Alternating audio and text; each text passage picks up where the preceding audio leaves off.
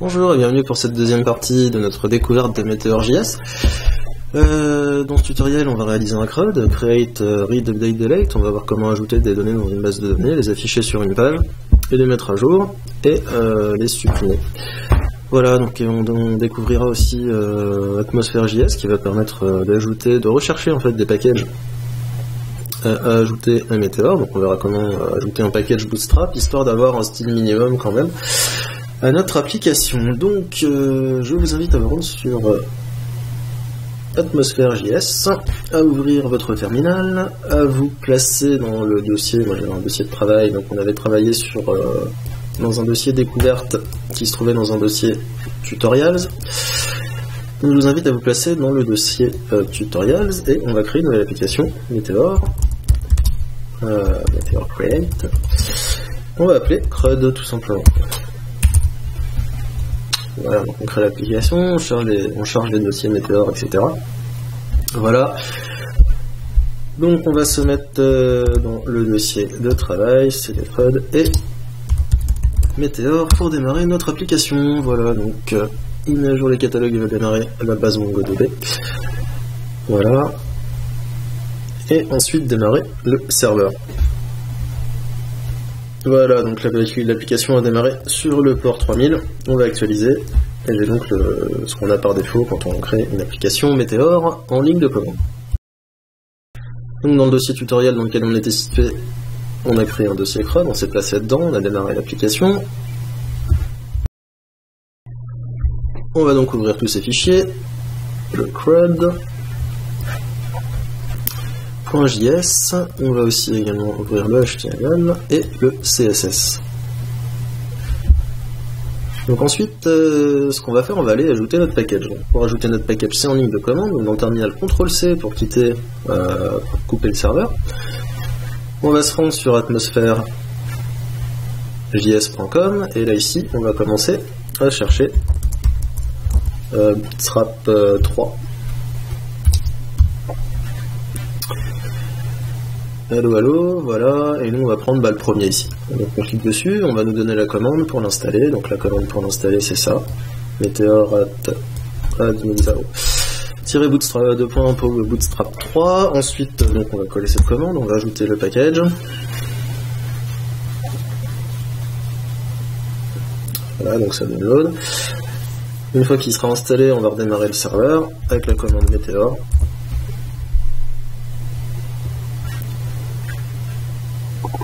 Voilà, c'est un peu long chez moi. Voilà, ça a redémarré, on va sur le Kalos 3000, on recharge la page. Et on voit que le style a changé parce que justement il nous a importé la feuille de style de Bootstrap. Et donc c'est celle-là qu'on va utiliser. Donc on va aller chercher un petit code HTML tout simple. Donc rendez-vous sur Get Bootstrap. On va cliquer sur Getting Start. On va aller ici dans la colonne de droite, il y a Example. On va cliquer sur le premier, le tout simple. On va prendre le code source. Voilà, on va retourner sur notre application. Dans le fichier crud.html, je vais coller ça. Je vais retirer la balise fermante HTML, parce que Meteor, n'oubliez pas qu'il n'y en a pas, le HTML ouvrant et le doctype. Et voilà, on va pouvoir commencer à travailler. Donc le title, on va mettre ici, on va mettre CRUD. On va virer tout ce qu'il y a dans la balise head, CSS et JavaScript. Voilà, on peut même virer tout ça. Il n'y en a pas besoin dans l'immédiat. On va virer tout ce qu'il y a ici dans la balise starter template. Voilà, et virer tout le JavaScript qui se trouve en bas de page. Voilà. Donc là on a notre application, enfin notre page HTML par défaut. Si on se rend, voilà, on voit qu'ici l'apparence a changé forcément.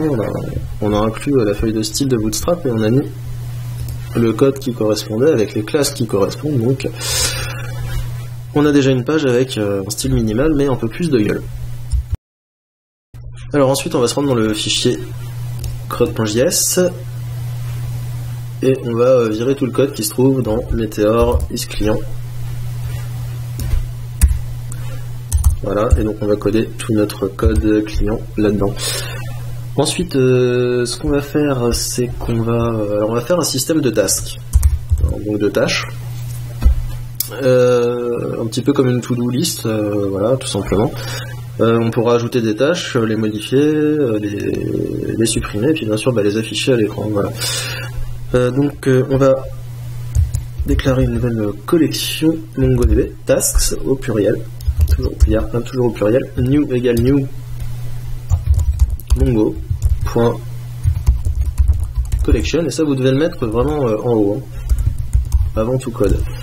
C'est là que vous déclarez vos collections. Alors on pourrait avoir aussi d'autres collections, par exemple comme ça, comments est égal, pareil, new mongo collection, comments. Voilà. C'est ici qu'on va les déclarer. Enfin pour l'instant, parce qu'on verra ensuite, on verra par la suite, mais dans plusieurs parties, comment organiser bien son code avec des dossiers, etc. pour avoir une bonne structure un petit peu plus claire et un petit peu plus solide. Voilà. Donc une fois qu'on a fait ça, on va aller ouvrir la console. Alors la console, commande Alt J si vous êtes sous Chrome comme moi. Voilà, et dans la console ici, on va taper tasks, point insert, donc on va insérer dedans, on va insérer des choses, on va insérer, il y aura juste un champ texte, le point on va mettre hello world, voilà, et une date, created at, le point, et on va mettre la date du moment, donc date. Voilà, si j'appuie sur entrée, il me dit qu'il y a une petite erreur. Et donc l'erreur, elle est, forcément, ouais. Voilà, c'est pas là, c'est là. Tout simplement, voilà. Entrée, tac, et vous voyez qu'il m'a retourné là, il m'a retourné un ID. En fait, ça c'est l'ID, donc identifiant unique, comme les clés primaires auto-incrémentent avec MySQL, sauf que là, c'est une chaîne de caractères. Voilà, et on va rentrer donc une deuxième entrée, hello world, on va mettre une autre tâche par exemple. Une autre tâche, on clique sur entrée, et là aussi vous voyez que j'ai un identifiant différent. Donc ça a été rentré dans la base, maintenant il va falloir les afficher. Donc dans le HTML, ce qu'on va faire, c'est qu'on va afficher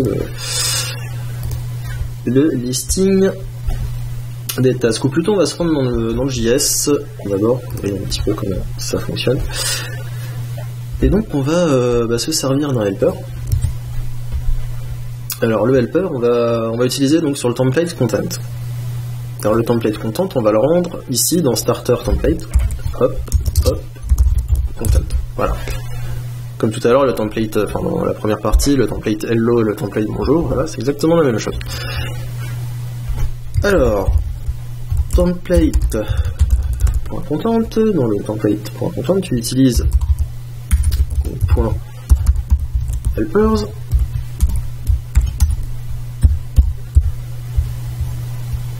On va donc lister la liste des tâches. Alors, task,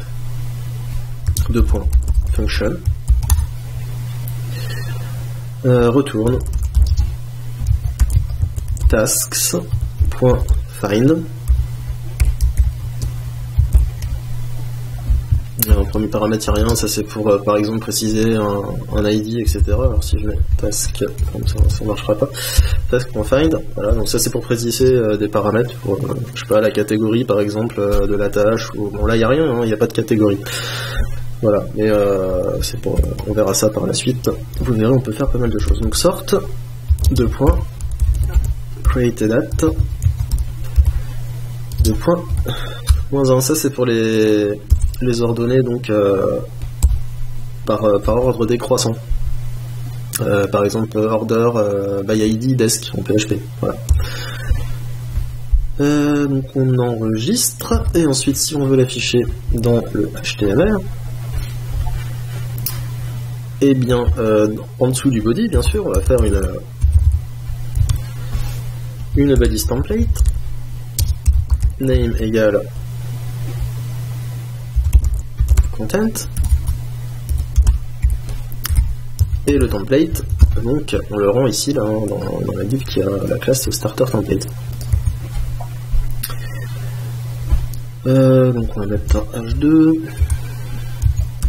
on va mettre task list.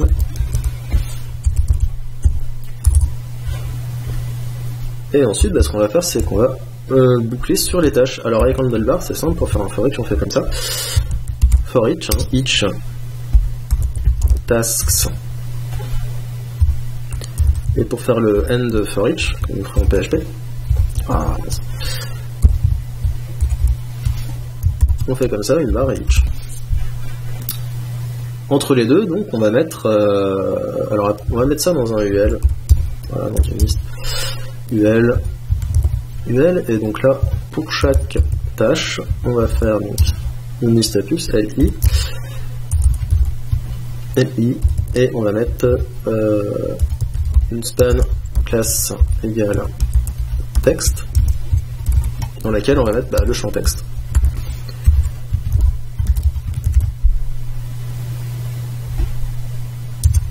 Voilà, donc si on retourne, on voit bien qu'ici, on a la liste des tâches qui s'affiche. Alors on va modifier un peu le CSS. Ici, dans le CSS, on va mettre le body avec un padding top à 70 pixels. Si on retourne sur la page, voilà, on a le titre qui n'apparaissait pas maintenant, il apparaît. Et puis on va retirer les puces de la liste, donc ULLI, UL. Pour une liste, je ne lui ai pas donné de classe, je crois. On va voir. Liste style none. Et on va mettre un padding bottom à 30 pixels dans le HTML, il me semble. Voilà le UL. Je vais lui mettre une classe liste. Et voilà.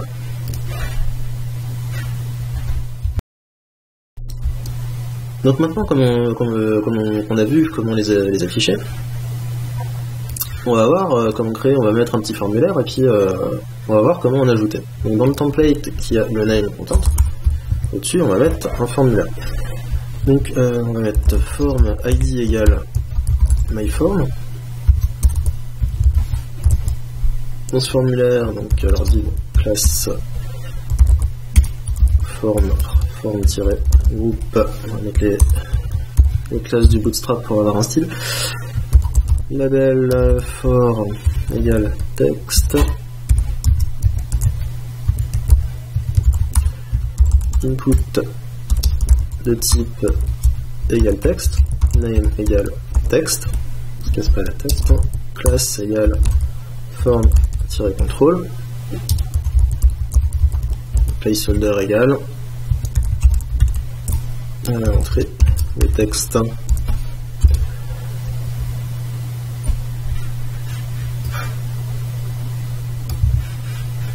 Et ensuite, on va mettre un button, type égale submit, id égale submit, et classe, on va lui mettre une btn default, submit. Voilà, si on actualise l'écran, on a un formulaire juste avec un champ texte et un bouton envoyer. Alors maintenant, on peut faire une chose intéressante, on va aller dans le CRUD.js. Donc là, on va écouter l'événement, donc la soumission du formulaire. Donc, comme dans la première partie, template. Donc on utilise toujours le template content, on est dedans. C'est là-dedans qu'on a mis le formulaire, et donc events. On écoute les événements. Donc quel événement? On écoute le submit. Le submit de quoi? Du formulaire qui a l'idée myform. Qu'est-ce que j'ai fait? Qui a l'idée myform. Et donc d'abord on va éviter le comportement par défaut du navigateur, donc event.prevent default pour éviter que le formulaire soit vraiment soumis vers l'URL. Enfin là on n'a pas spécifié l'URL, mais pour tout simplement éviter le comportement par défaut du navigateur, puisqu'on va traiter les données. Alors on va récupérer les données du champ texte. On a ici donc le champ qui est le name texte. D'accord. Donc on va les récupérer. dans une variable qu'on va appeler text, event est égal event.target, text.value. Voilà, donc par exemple on peut faire console.log texte. Et à ce moment-là, je peux recharger la page normalement. À ce moment-là, par exemple, on va mettre test. Si je clique sur submit, ici dans la console, j'ai bien test qui apparaît. Voilà. Voilà, donc avec ces données, on va s'en occuper. Alors, Meteor, il charge aussi jQuery. Hein. Par exemple, si vous aviez le champ, il avait le guide texte, vous auriez pu faire texte. Voilà, à stocker dans la variable texte. Voilà.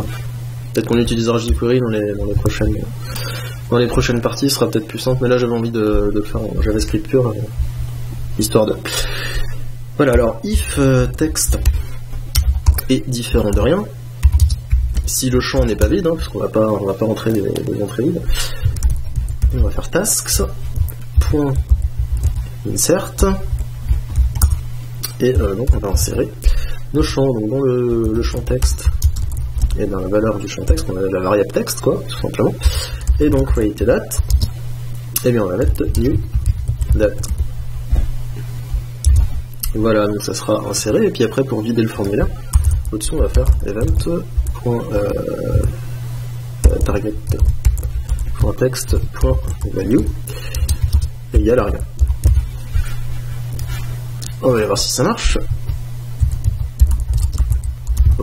Alors, qu'est-ce que... On va recharger tout seul, donc tâche, blabla, voilà. Voilà, là on voit que ça s'affiche.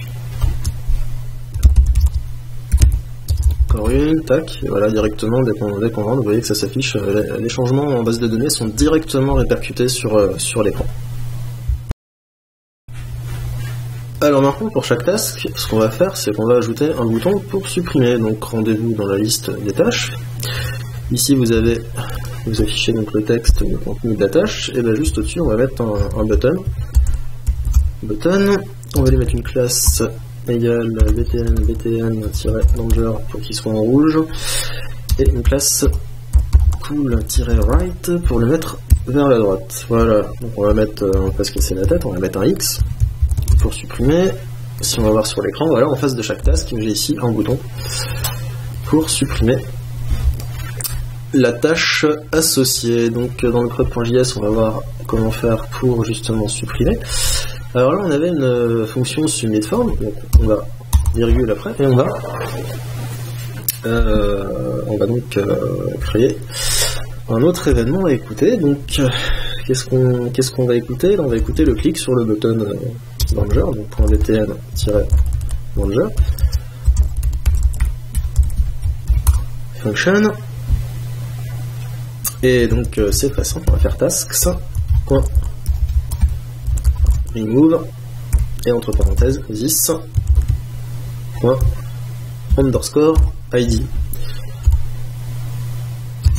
Donc le ID, ça sera l'ID donc de la task à remove. Et là vous allez voir, si j'ai bien fait les choses, je clique, voilà, et vous voyez que les tâches s'effacent. Ça c'est la magie de Meteor, il n'y a rien besoin de contrôler. Vous voyez, dans le HTML, j'ai même pas mis de... Voilà, c'est un button, il n'y a pas de formulaire, il n'y a rien, on n'a même pas l'ID en fait.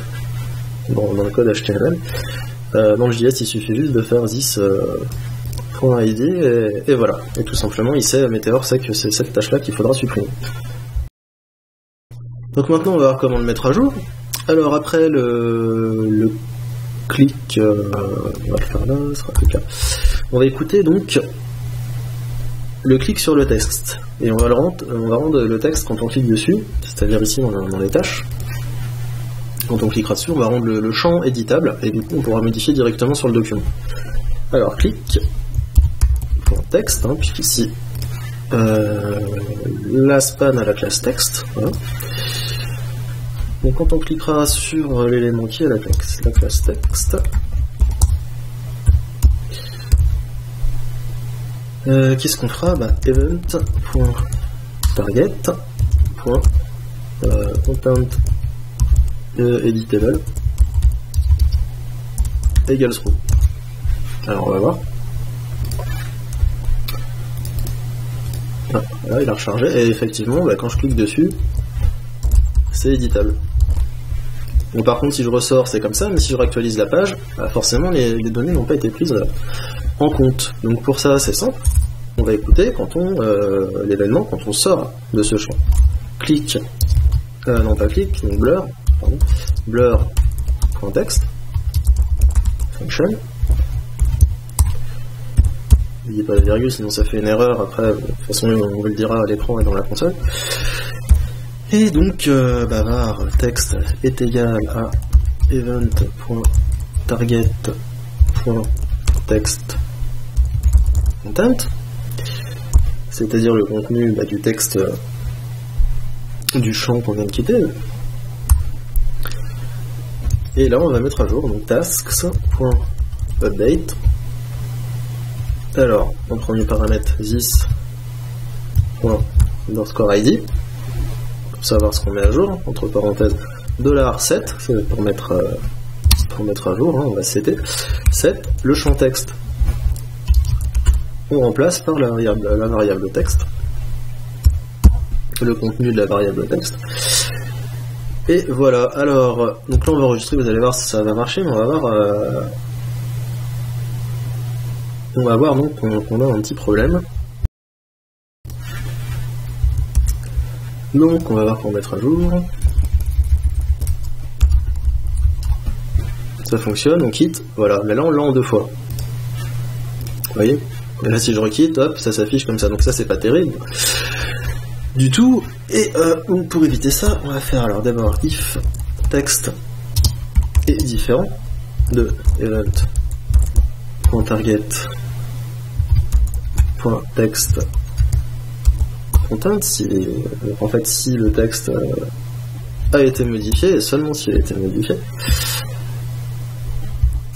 event.target.text content égale à rien.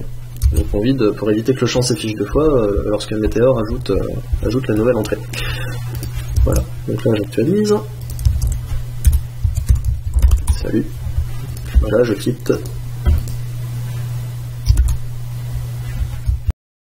Là j'ai un petit souci, je sais pas ce que j'ai foutu. Hello. Donc il a pas pris en compte. Voilà, je sais pas ce qu'il m'a fait le truc, normalement c'est bon. On va commencer là. Voilà, bon ça a l'air de fonctionner, on peut ajouter notre entrée par exemple. Notre entrée. Je submit. Autre entrée. Modifier. Voilà. Si je rappuie, voilà, vous voyez bien que les changements ont été pris en compte en base de données. Bon alors après, le truc du content editable, c'est peut-être pas un truc à faire, mais c'était juste pour vous montrer comment ça marche. Voilà, donc en gros, là dans ce tuto, on a vu un petit peu comment ajouter des données, et les mettre à jour, les effacer, les lire, les afficher à l'écran.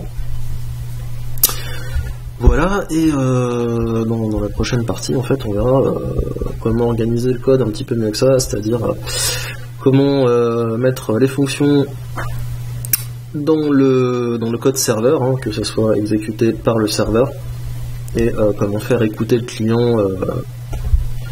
le client par rapport au serveur. Voilà. Donc cette partie est terminée, j'espère que ça vous a plu et que vous avez compris ce que je voulais vous expliquer. Voilà, si vous n'avez pas compris, n'hésitez pas à relire le code, et puis sur la doc de Meteor, enfin ici dans le tutoriel, vous avez un petit tuto que vous pouvez faire, ça va vous prendre 20 minutes à tout casser.